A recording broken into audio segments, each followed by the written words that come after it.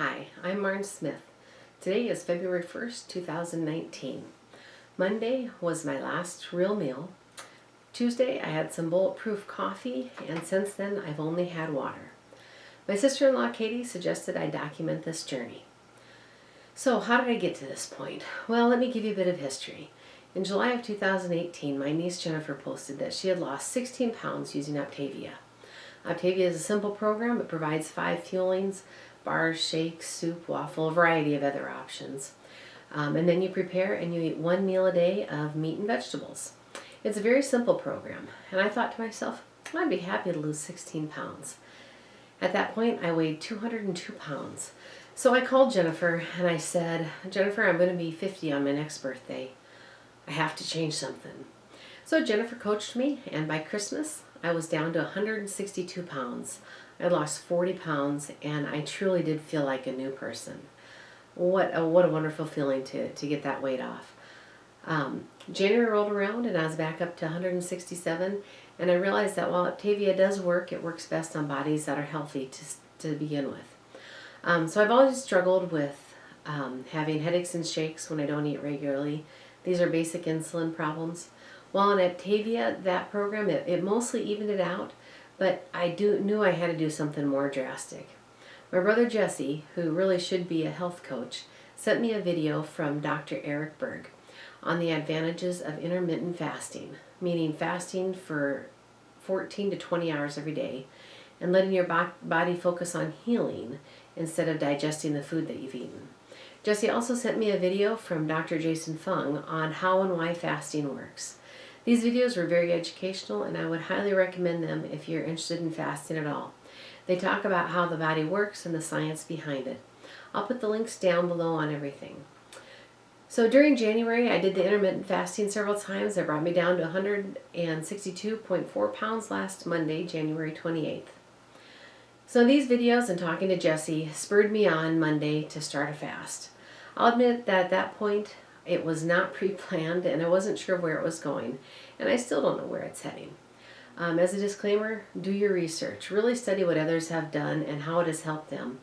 Be sure that you have a support system during your fasting time. Some other things that you should really think about are you on any medications, and what is your future schedule?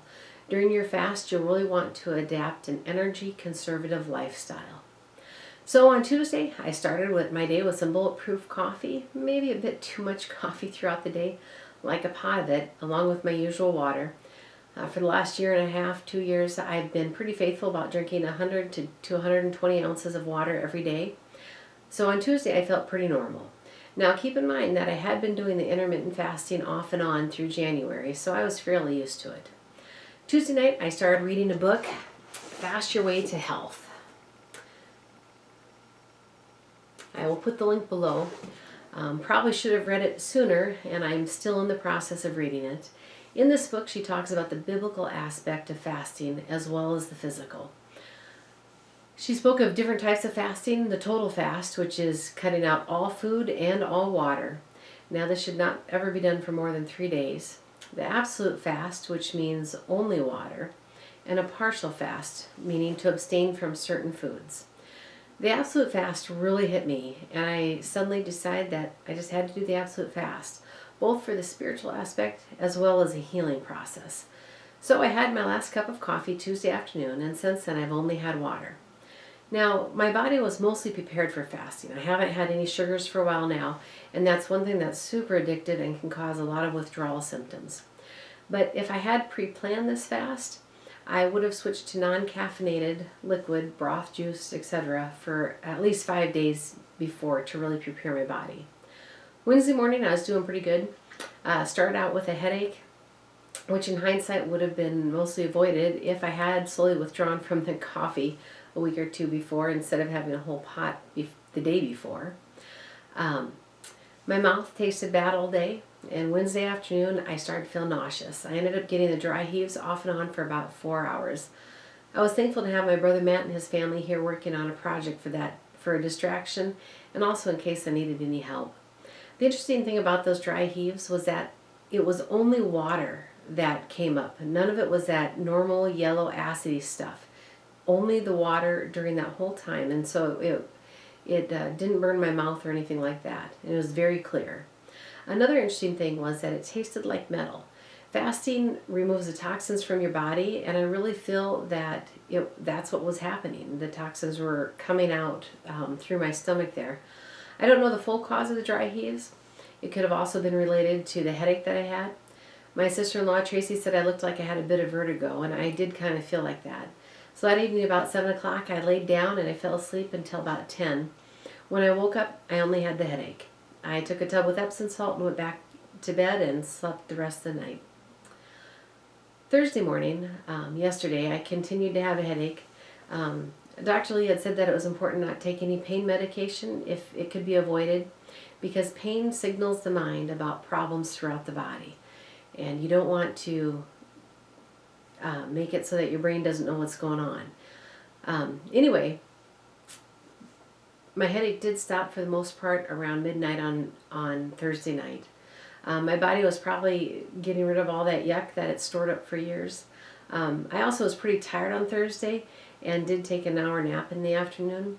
Another reason that I started feeling better was that my husband had been gone all week at a farm show, and he had come home, and it was sure nice to have him home again. Well, that brings me to today. My headache is minimal. I did lay down 2 times today, but for the most part I really did feel good. I've only had water for the last 77 hours, and I'm really quite amazed at how well I feel. Every so often I have a short, slight stomach cramp, but I've not had any desire to eat except a mental one. And that was generally caused by a smell of something that was good, or just a habit of opening the fridge or the cupboard for something. But my body hasn't signaled me to eat at all. It hasn't given me that desire at all. The only other side effect that I've noticed during this time is being a bit weak, which is why you should have a conservative energy lifestyle. Your body needs to use that energy on healing. If you're active, the energy goes into the activity, and it defeats the whole purpose of fasting. Another thing is I have been cold. Now granted, it was 27 degrees here on Wednesday, but I generally wear flip-flops, and I had to put on long johns and socks. I don't want my energy to go towards heating my body. I want to heal it. So I'm fasting for a couple reasons. The spiritual, ones that I'll keep personal, and then physical ones. To get my insulin back in line and to lose weight. Toxins are stored in the fat cells, so it'll be interesting to see if I notice any of that released.